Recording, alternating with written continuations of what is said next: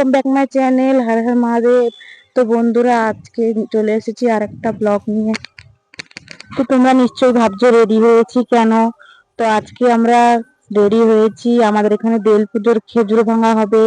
তো সেটা দেখতে আমার ননদ, আমি, আমার ছেলে, আমার শাশুড়ি মা ফার্স্টেই চলে গিয়েছে। তো একটা বাড়ির পাশে যাবি যাচ্ছে আমাদের সাথে। তো আমরা সব চলে এসেছি। দেখুন গাইজ, এখানে তো প্রায় স্টার্ট হয়ে গেছে। এখন যে সন্ন্যাসীরা এখন মাতাম দিচ্ছে। তো তারপরেই মাতাম দেওয়া হয়ে গেলেই গাছে উঠবে, খেজুর ভাঙা হবে। দেখুন গাছ, ওই লাল গামছা বাঁধা আছে, ওই গাছটাই উঠবে। অত বড় গাছে খালি পায়ে উঠে যাবে নাচতে নাচতে। কিরকম যা মিরাকেলের মতন, দেখতে থাকুন আমাদের সাথে।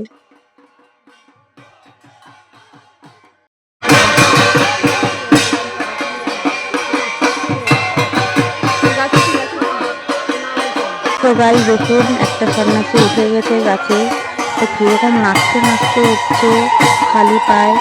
ওরা ওঠার আগে গাছের থেকে দুটো কাটা ছিঁড়ে নেয়। তার জন্য দেখুন গাছের পাতা সব নিচে নেমে যায়, একটাও পায়ে কাটা ফোটে না। এইসব বাবা মহাদেবেরই কৃপায় হচ্ছে। এই সন্ন্যাসীদের ভক্তি কত দেখুন, না খেয়ে না দিয়ে এরকম মাতাম দিচ্ছে, নাচ করছে।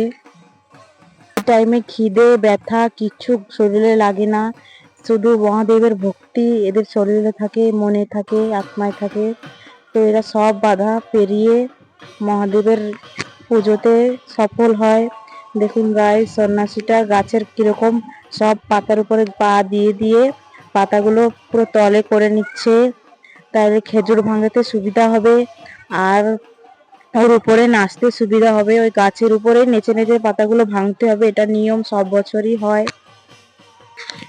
সবাইদের এখানে এরকম হয়, আমি জানি না কাদের কাদের হয়, কমেন্টে বলবে। আমাদের এখানে হয়, কিন্তু আমাদের বাপের গ্রামে ওখানে হতো না, বাপের বাড়ির ওদিকে হতো না। রামচন্ডী মেলা হতো এই টাইমে। আর আমার শ্বশুর বাড়ির গ্রামে এই টাইমে এই বেল পুজোটা হয়। আমি বিয়ে হয়ে প্রথম এটা দেখছি, আগে কখনো মেয়ে থাকতে দেখিনি। তো বহুত সুন্দর লাগে, মনের ভিতরে একটা ঠাকুরের জন্য ভক্তি আরো নিষ্ঠুর বেড়ে যায়।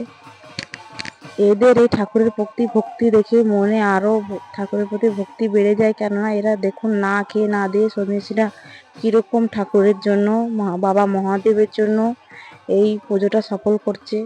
গাইস, কত লোক এসেছে, সব বসে বসে দেখছে। আর এখানে আমার ছেলে ওর তালেই আইসক্রিম কিনে খাচ্ছে আর একটু দেখছে।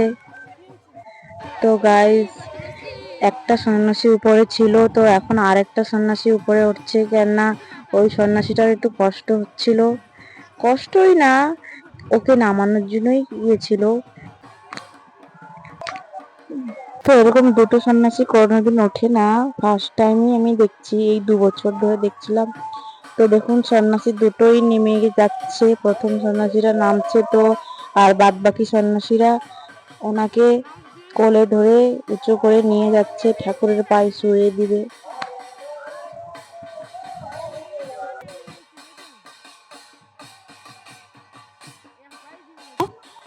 তো গাইস দেখুন, আরেকটা সন্ন্যাসী নেমে যাচ্ছেন।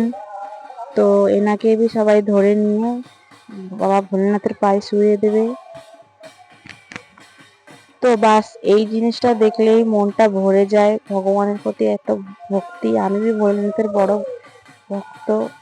তো এদের ভক্তির আগে আমার ভক্তি কিচ্ছু না। গাইস দেখুন, গাইস কত ছোট ছোট বাচ্চারা কিরকম নাচ করছে, না খেয়ে না দিয়ে। কি ভক্তি আর নিষ্ঠা ঠাকুরের প্রতি।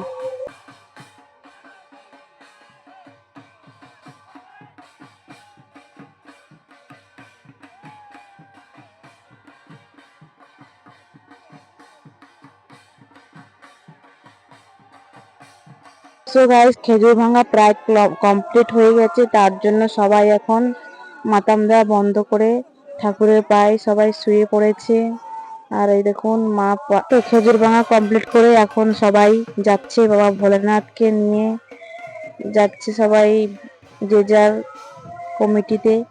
তো কাল হবে গাইস নীল পুজো, তো আমরা সেটাও দেখতে যাব। ভিডিওটা এখন এখানে এন্ড করছি, দেখার জন্য কিছু টাটা।